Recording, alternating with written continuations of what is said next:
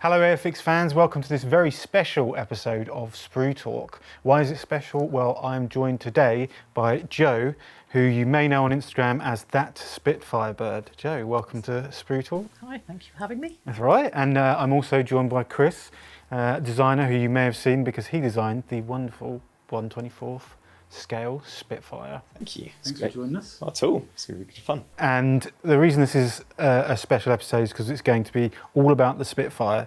Now for people at home and people listening, they know Airfix loves the Spitfire. We've made numerous variants over the years, haven't we? Yeah. So we thought we'd get Joe on to talk a little bit about your experience of Spitfires.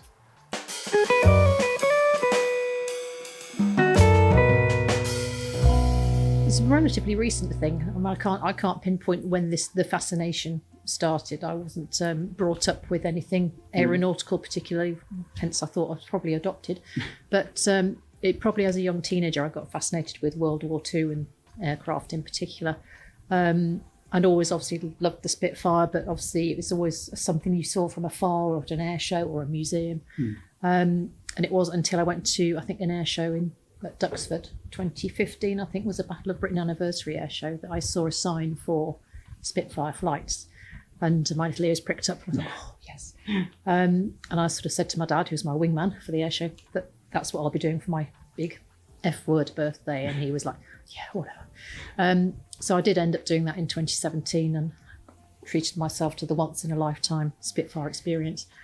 I was bored everyone to death for about 9 months waiting for this flight to come around. And it didn't disappoint. It was pretty overwhelming. And the only problem was it was also very addictive. And I was hooked straight away. I'm going to have to do that again. And that first flight was from Biggin Hill. The second flight I looked at doing was with Aero Legends, who I'm now working for, because I wanted to do a formation flight. It's the only thing better than being in a Spitfire is to also look at one flying alongside you, because they are so beautiful from the outside in flight. It's quite mesmerising. So in the process of booking that with Aero Legends, the date had to be rejigged for various reasons. And just in the email back and forth, I happened to say, do you ever need any volunteers? Because I'd asked that question of couple of operators, and they don't take volunteers. And Aero Legends said, yes, we do actually. And I was, great. So I sort of signed up to be volunteer ground crew with Aero Legends, started there, I think early 2019, started that season. And they haven't got rid of me since. Basically, I pretty much do all of the dates that they run. Because I don't work sort of full time anymore, so I'm able to give them that time. So it's pretty much 4 days a week, and I'm pretty much a full-blown Spitfire addict, I would say now. It's galloped into an obsession. So I'm lucky enough to be able to hang around historic aircraft most of the flying season, so April to October. We operate a couple of Spitfires, Harvards, Tiger Moths, Dakotas, and starting now to look at running Jet Legends, which will also be a Strike Master. Oh, wow. So getting my hands on all sorts, which Spitfire will always be my first love, but it is lovely to have some variety as well. So what was it like when you, thinking back to that first time you got to experience it, what was it like before you got on? Were you nervous or were you just... I was just so excited. Yeah. Because I'd booked it January the 1st to fly on my birthday, which was late September, so I had those 9 months just to work myself into a frenzy of excitement over it.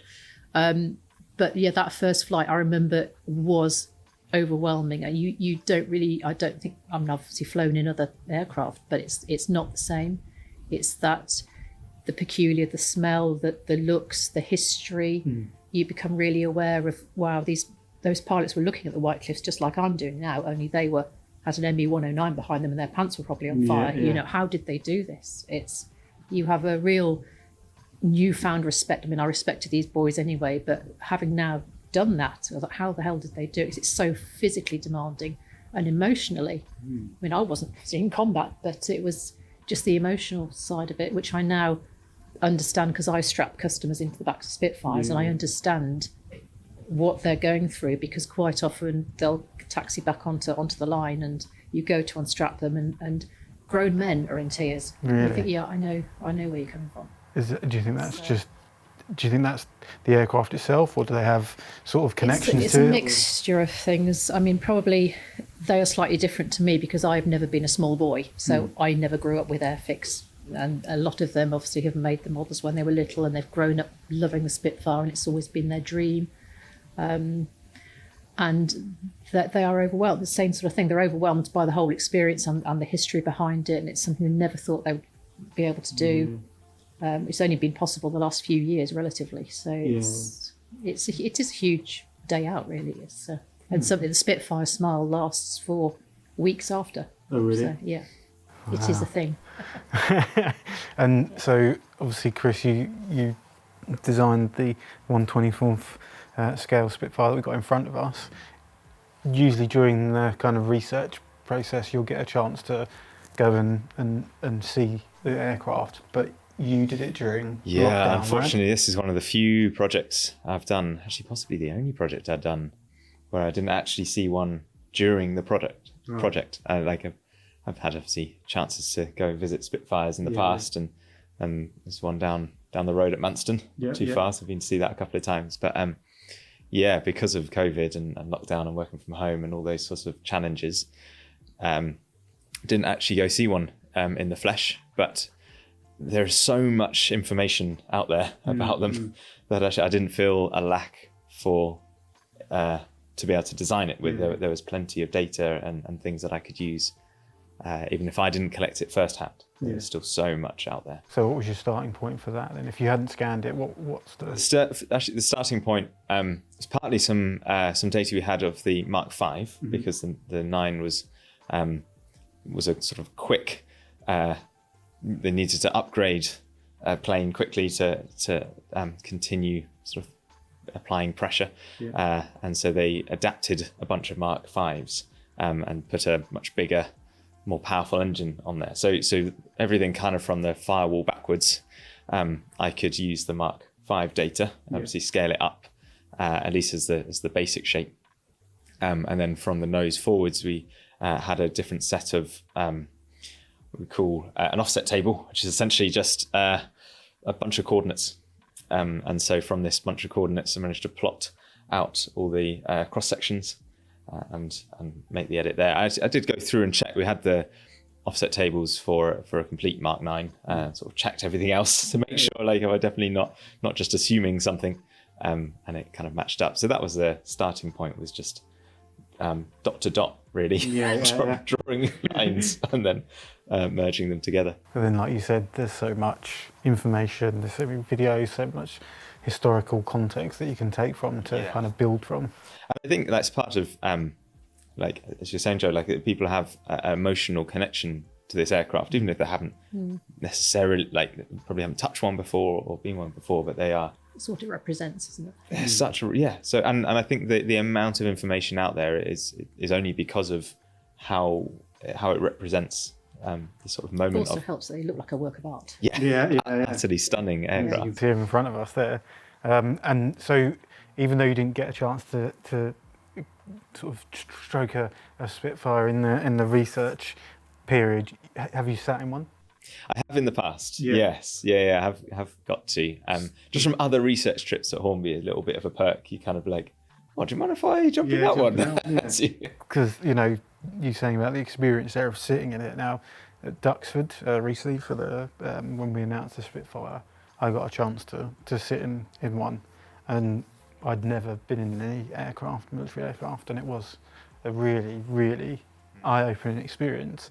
Not only how small it felt, but how much is in there. As someone that doesn't know about sort of flying, or I'm not pilot in any way, it was quite a strange experience. Is probably the only way I can say it. Relatively, it's quite basic, which is one of its saving graces, because it can be sort of cobbled together with a bit of string and chewing gum fix, if you like, where something like the Vulcan is so technologically advanced, it's difficult to keep it airworthy, where something like the Spitfire is easier.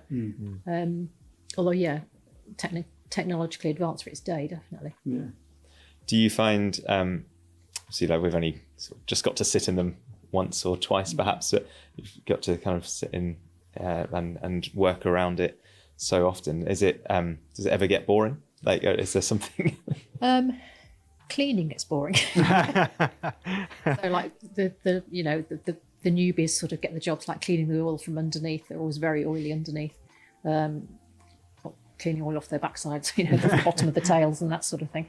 But no, I even that. I mean, on a hot day, it's nice to skulk underneath in the shade, but it doesn't. I don't find it gets boring. I think just the sound of that Merlin, it's just so evocative. It never gets old. I don't think. Amazing.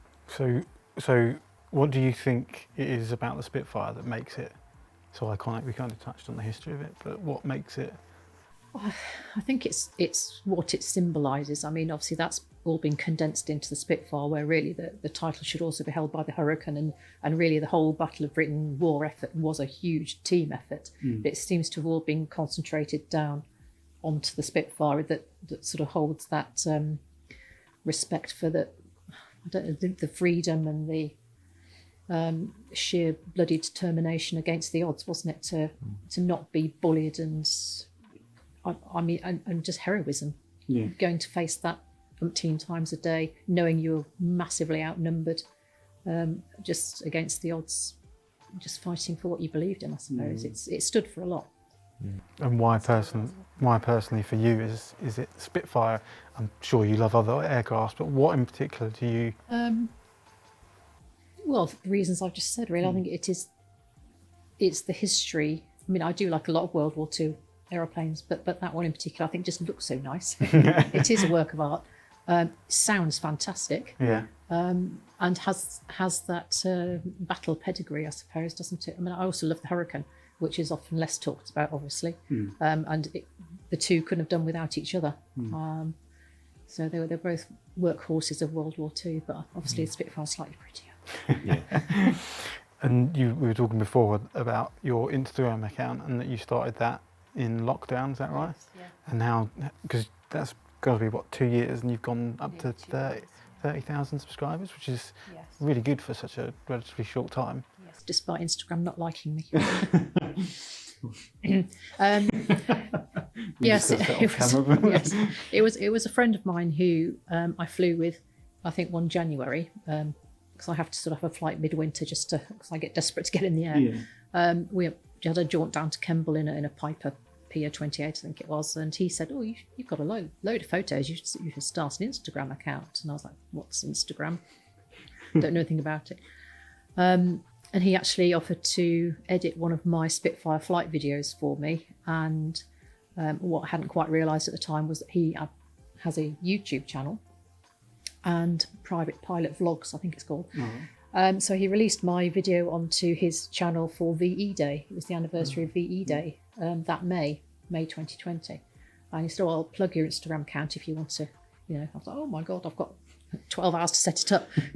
So I had to phone a teenager and talk me through what this was all about. And so I got it set up sort of like half an hour before he released the YouTube video. And from there, I just put the odd photo on here and there. I wasn't really au fait with what I was doing. And then it sort of gained a bit of traction, I suppose, because I said to him, I don't think anybody would be interested. No. He went, I think there will be. So yeah, now it's sort of it's taken off a bit, sort of like it's sort of the tail is wagging the dog now, if you like. It takes a lot of hours of my time, which I don't have so much of during the summer when I'm working. It's quite time consuming. So do you sort of think now about what you're posting, or are you still sort of, I'm doing this anyway? Yeah, well, I'm a bit OCD, so I was trying to get the grid to look beautiful. You'll sort of find it goes in threes, but I'm not. That is hard work, because you've got to try and find 3 posts, which means you've got to think about it ahead of time, and quite often you're not at home. You're down in Kent, or so it has got more difficult. But it's also knowing what people are interested in as well. I mean. Probably my least liked post are the ones where I do like a little home spot plot. When we were locked down, I'll just do like an aircraft recognition thing, because I collect World War II recognition items, I suppose you'd call it. So I just put what's this aircraft? And people like to guess, which I did during lockdown, and then stopped when we started flying again. And people were like, oh, please do that again. I really liked that. So I do that occasionally over the winter when we're not flying. But other people who just want to see like Merlin engine sounds or whatever will. I don't like that bit. So it's hard to know, what the audience actually do like, and some things that people think, oh, it's fantastic. Other people don't. Yeah, it's very running. You've masked the noise of the Merlin with that awful music. You think, well, there wasn't a sound of a Merlin. I don't mask Merlin music. I just I was in another aircraft. But yes, sometimes it's frustrating because people will put disparaging comments. Just I don't know why. Yeah. There's always the block function. Yeah. Well, we had our social media and marketing Brooke on last on our Sprue Talk, and we were talking about that side of things where it's feedback's one thing, but negativity for negativity's sake is and any kind of content you do or anything like that, someone might love the Spitfire and they might not like the Hurricane as much as the Vulcan, so then you get this kind of up and down. Can't please everyone. That's a lot of people to try and please. Yeah, and you can't. Sometimes I think, why am I doing this? It's very time consuming. I'm not getting anything out of it necessarily. But then somebody will message me and say, "Oh, I really love your account, please." I think, okay, I'll keep going. But also from the point of view that I'm a girl, and because my experience of trying to get into aviation when I was a nipper wasn't great, because I really wanted to fly. The only way I thought I'm going to be able to financially is to join the RAF. And so I trotted along to the careers fair at school just before you choose your O-level. So, right, what do I need to? No, you can't fly in the RAF. Why not? Because you're a girl. He actually said, because you're a girl. I was like, and? So that was completely, got nowhere near it. I did a bit of gliding for a while, but obviously financially it wasn't really happening. For other reasons. So I'm kind of thinking, if I can show that even just if somebody sees me lurking on an airfield, or that I'm involved with aviation through Instagram or whatever, if some lady is sort of inspired to commit aviation as a result, then it's a win in my book. Because if I'd seen that when I was 14, 15, I was, oh, she's doing it. It's really good. The frustrating thing is 10 years after that, we had our first female fighter pilot. That could be you.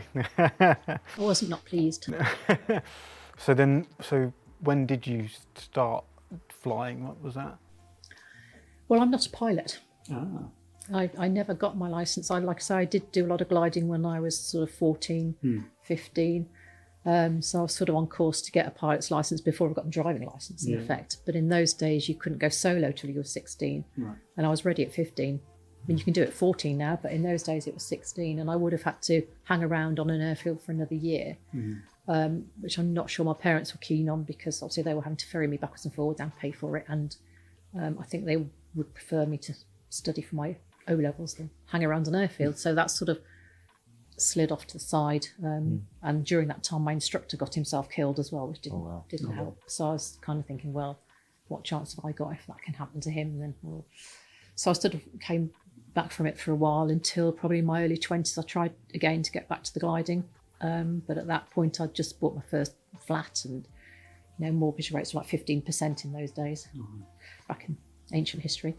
So I couldn't afford to eat, let alone fly. And that life just took over then, and I never got back round to it until relatively recently, when I sort of retired from full-time work. And it was only at that point really that I had the time and the money combination to look at it again. But it was also around that time that I flew in a Spitfire for the first time, and sort of my went off at a tangent towards that really. I thought, if I can get into Spitfire a few times a year rather than learn to fly a Cessna, I'd rather do that.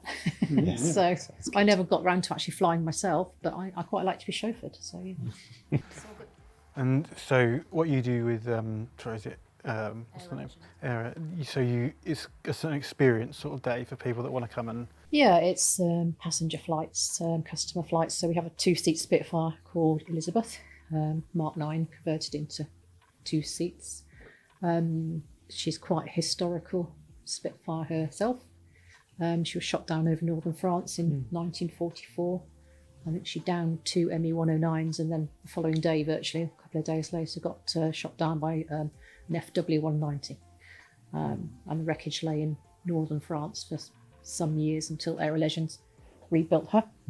So we use that for our experience flights. We also have a single-seater St George, who is another Mark 9, fairly original Spitfire because it was never in combat. So we use that for flying alongside, so people can pay to go onto a camera ship aircraft and the Spitfire fly alongside and flit about and, you know, do its thing in its natural environment, which is mesmerising, and people, you know, wander at it and take photos. So you can do that if you can't afford a full Spitfire flight necessarily. That is a very close second, I would say. So yeah, now obviously it's becoming more known that you can do this. More people are signing up to do it. It's a lifelong ambition. People will do it for big birthdays, or terminally ill people will do it.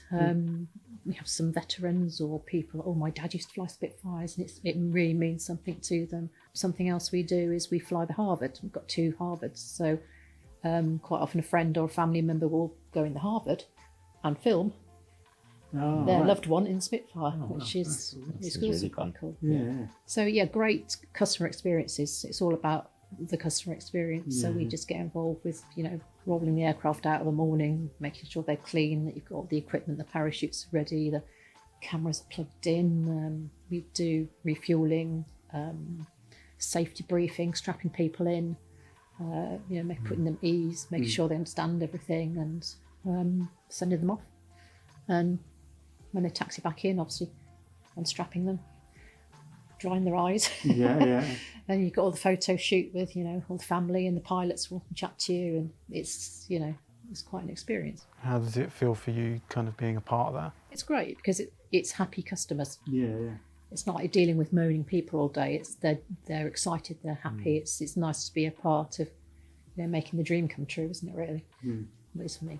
I guess that's not on the same scale, obviously, but when you create something, knowing it's going out to people, and I suppose you could say, well, if people have come to your experience because they've built these as a designer, you're giving someone else a chance, and maybe in a few they want years. to build that because they've flown in it. Yeah, it's great. Works both ways. So you might have someone that comes to yours and says, "Oh, I've built the 1/24 scale Spitfire," and there's a nice sort of connection feeling there. in some way able to touch and connect with it in I some think way. you'd like to go up there, because absolutely. you must know Maybe. every inch of I don't that know. Spitfire now, having gone through it. I have all. a very short memory. I do. What do you think of?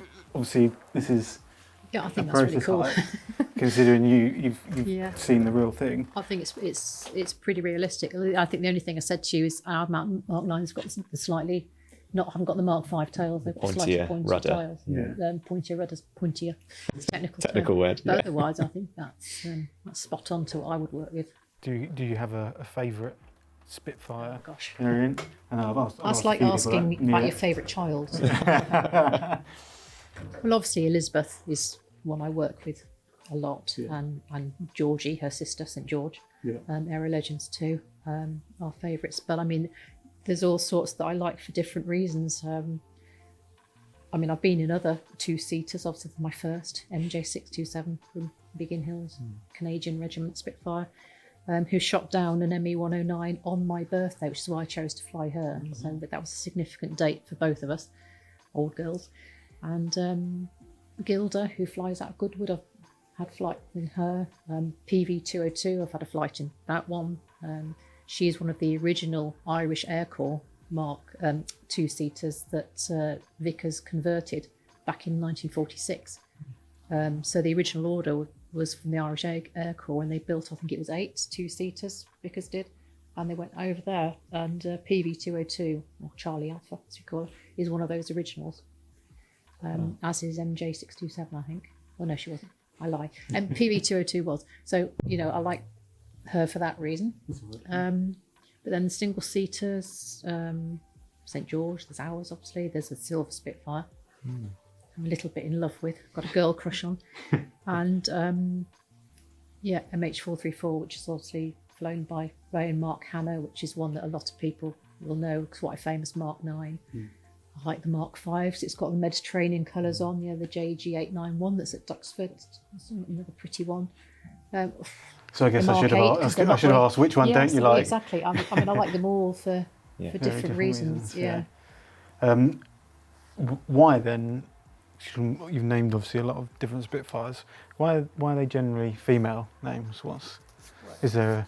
I think all generally ships and planes and they're all she, aren't they? But I mean, you can't look at anything that curvy and beautiful and deadly and call it a he, can you? No. I think you agree with that. Yeah, I'd rather trust my life to a woman than I would.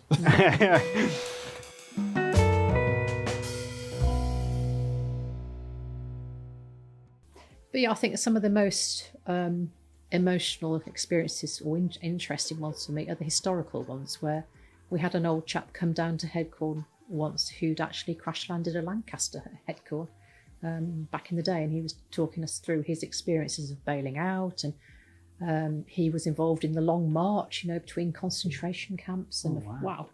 And the pilot's daughter was also with him, showing us his DFC, and wow. And one of the stories surrounding Spitfire Elizabeth, which is another reason they're ladies, is because they obviously were given girls' names, because the pilots who flew them, in this case, Bruce Whiteford, his wife was called Elizabeth, so that's why she's called Elizabeth.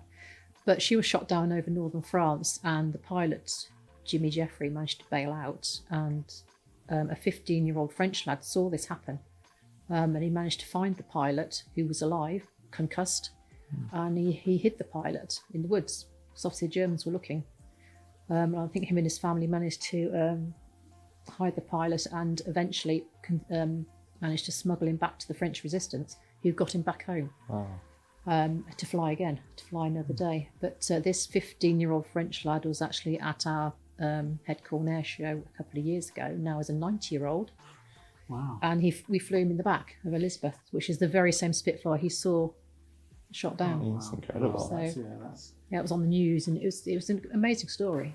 That's quite a day at the Stories office, like isn't that, I it? love stories like that. Yeah, That's incredible. that's again going back to that history that is in these aircrafts. That so many different stories. Yeah. You spoke a little bit before about sort of representing females and things like that, and I was looking into the ATA, the Air Transport Auxiliary, and how amazing that whole thing is, because because I don't think that's something that people really think too much about, because they were flying Spitfires back and forth. They're flying all sorts. Yeah, thousands upon thousands. No type ratings, just they got the little manual. Like I say, you probably get a bigger manual for a toaster these days, and they're like Spitfire manual. Yeah, get in and just fly. Yeah. I mean, where else would you be allowed to do that? But they also took a lot of weight off the boys, off the RAF, who were needing their pilots to fight. So they did everything else. I think not just girls, obviously there were boys in the ATA as well, but they were flying unarmed, no radios, between airfields, from maintenance units to airfields, from factories to airfields, ferry pilots ferrying everything about.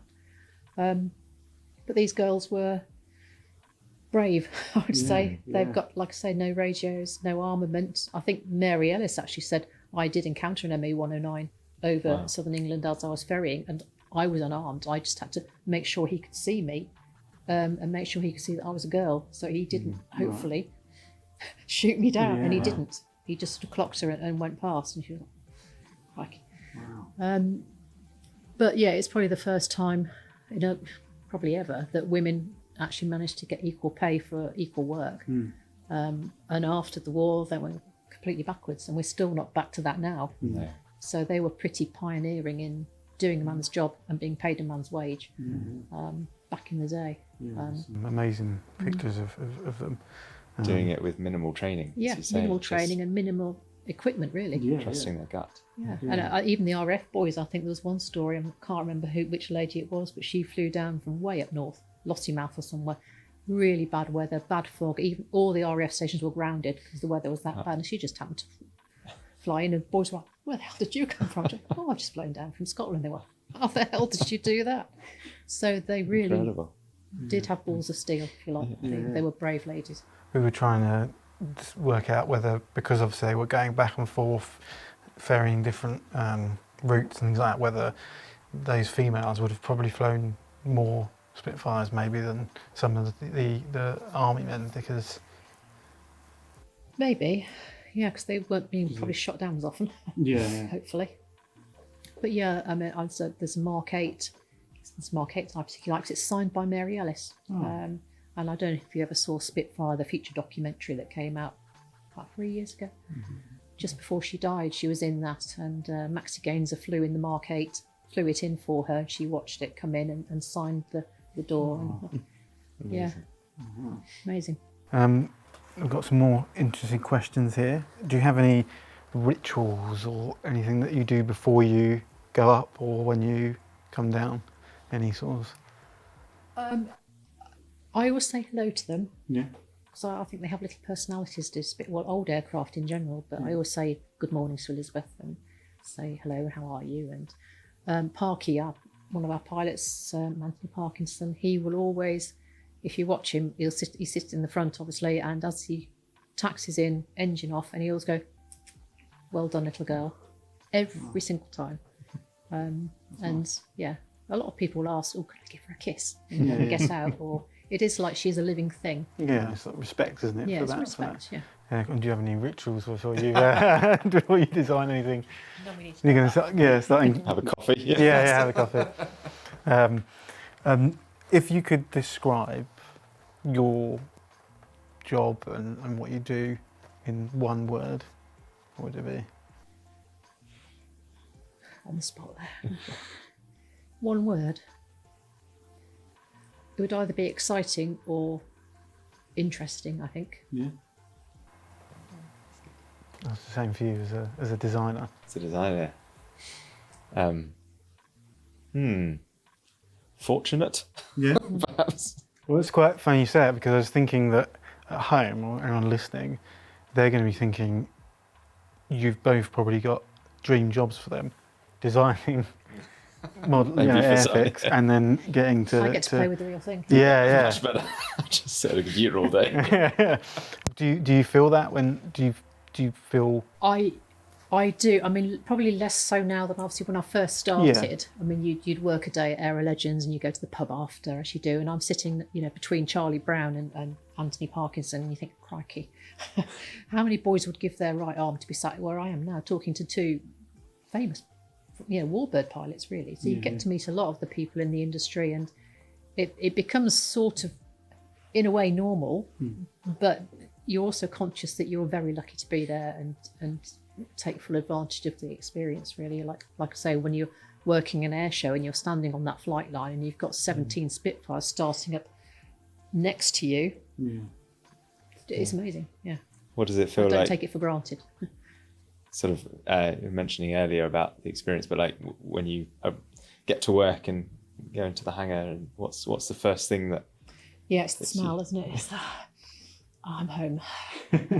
Yeah. When we went to Duxford, we had a little Aero Legends crew outing at January, February time to watch the Spitfire exhibition. And one of my colleagues' friends brought me a little bottle of avgas because he knew I'd be missing it over the winter. So, Amazing. but yeah.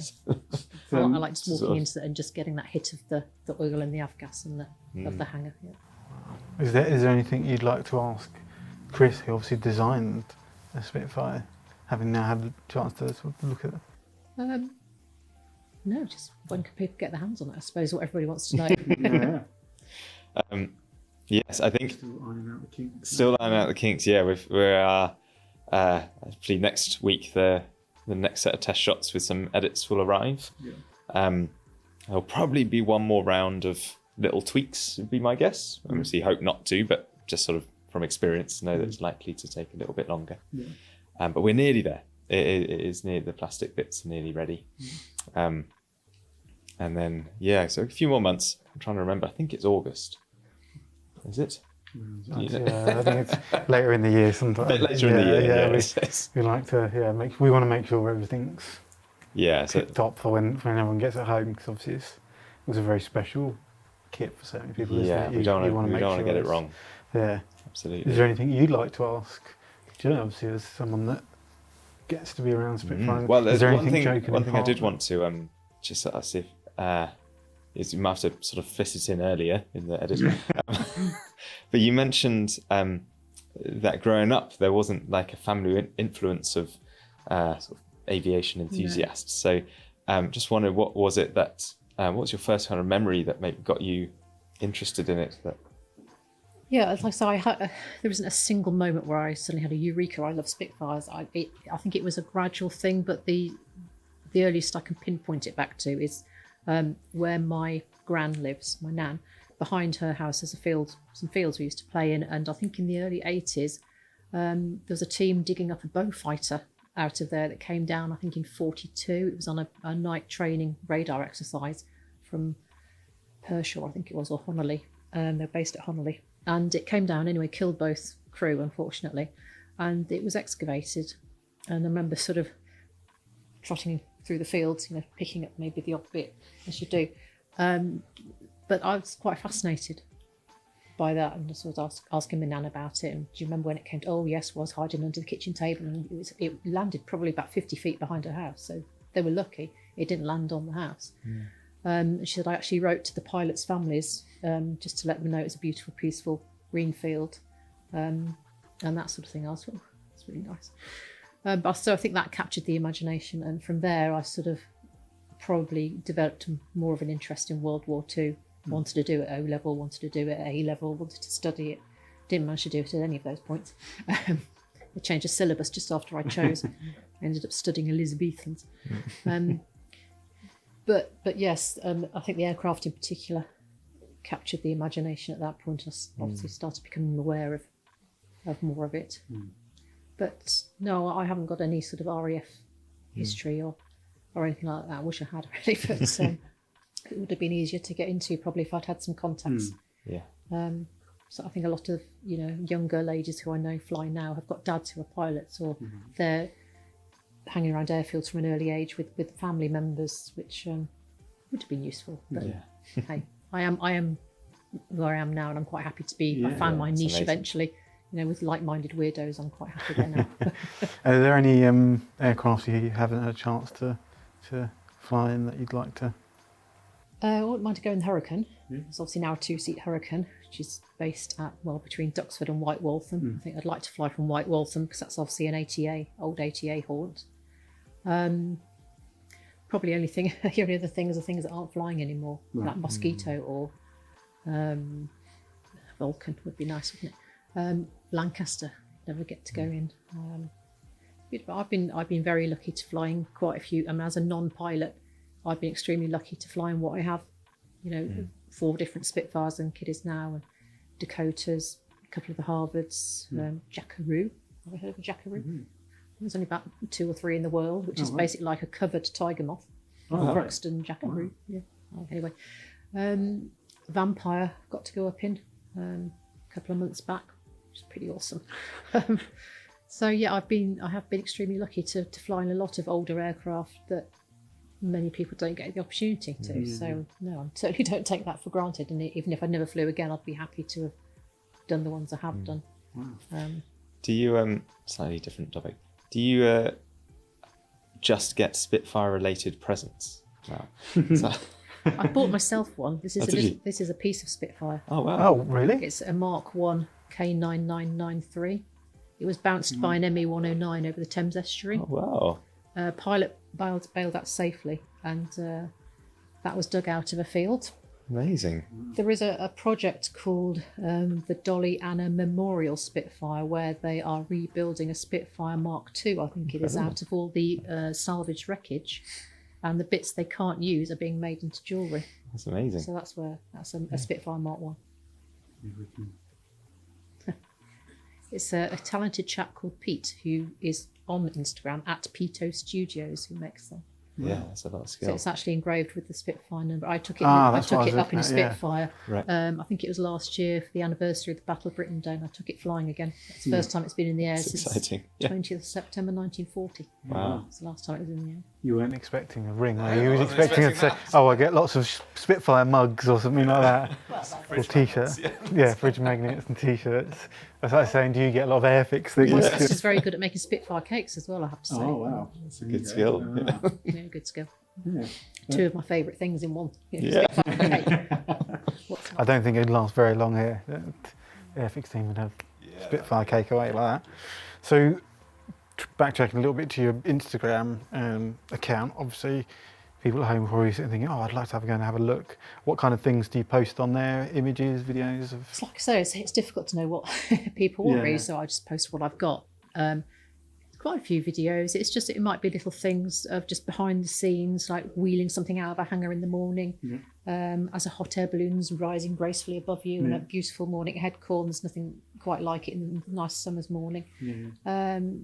Sitting in cleaning the cockpits.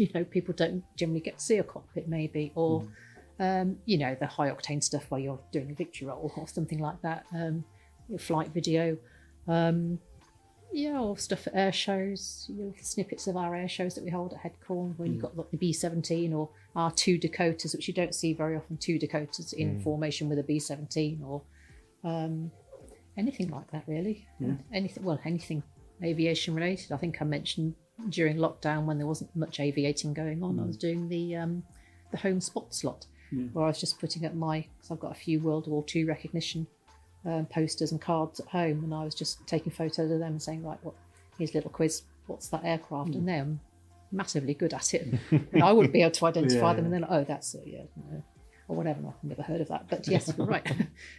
So Geek of the Week became a thing, and people seem to like that. I mean, it's not for everyone, but if I stop doing it, people say, "Oh, can you start doing that?" I really like that. I like the challenge. So people like different bits of it. So have you started getting noticed at any events that you may have been to? Obviously, it was a bit embarrassing at our air show last year, because I think I mentioned I had responsibility for all the warbirds, which was 13, I think, in the end. 11 Spitfires, a Hurricane and a Bouchon.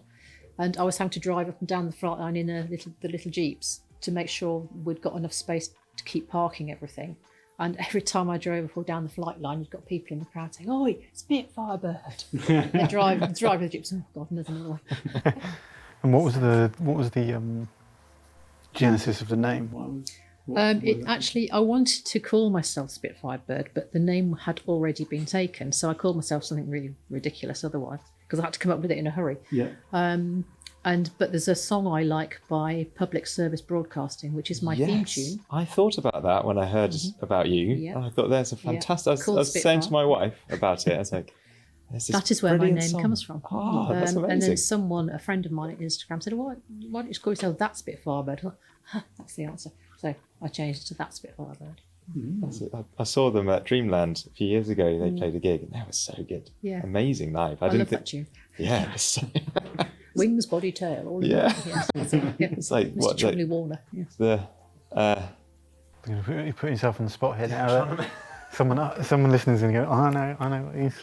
It's sort of talking about like wanting to design a plane that's as like an agile as a bird, and there's but like spat fire and dangerous. And, that's it. Yeah, it's beautiful. Spits fire and breathes smoke. That's it. Yeah, great.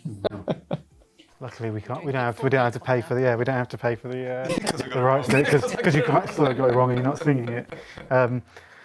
You've answered so much of. It's been really, really interesting. Oh, sorry. No. I had lots of questions and then I've just gone off completely off. Have you ever built any Airfix? It's okay to. Sorry. No. I have a confession. I have. Well, no, I haven't. Like I said, I've never been a small boy, and I think a lot of boys are brought up with Airfix. So that's another stage that I skipped. But I did build model railway stuff. Oh, wow. Because my daddy's big into model railways, and his first ever job was a fireman on steam trains. Oh, nice. So, regaled with tales. Oh, yeah, used to cook me bacon on egg shovel, and that sort of thing. So he's got a massive model railway round the loft in his mid-80s now, and he's still got the model railway round the loft. So we used to help him build like little station buildings and privy huts, and all sorts of, mainly cardboard. Because I think they were actually. You had some experience with building. Yeah, we used to enjoy that. I mean, my sister would help him do that. Well, we'd like to give you Oh wow! that with the Submarine Spitfire, so that you can have a go. Submarine Spitfire. Submarine Spitfire. Oh no, I'm going to get that now from everyone. Thanks very much. Well, that's my next winter project. Yeah. That'll keep me amused. Save me hanging around from home. It's got everything you need in there, but it gives you a nice. Oh, it's got everything in there. Yeah. Not having a man cave, you see, I don't have these things. Thank you, guys. Well, yeah, that's right. It's just as a thank you for coming in, because it's been really, really interesting hearing a different perspective.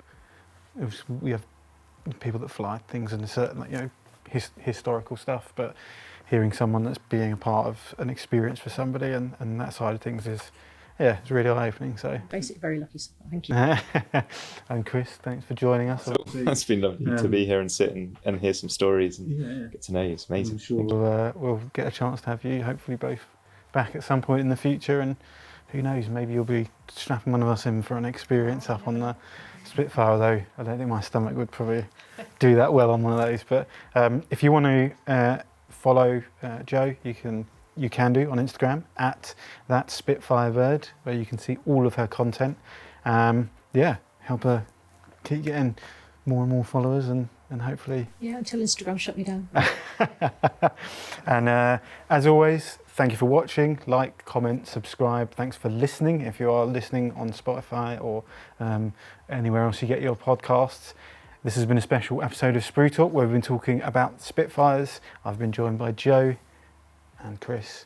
And thank you for watching and listening. We'll see you next time. Bye.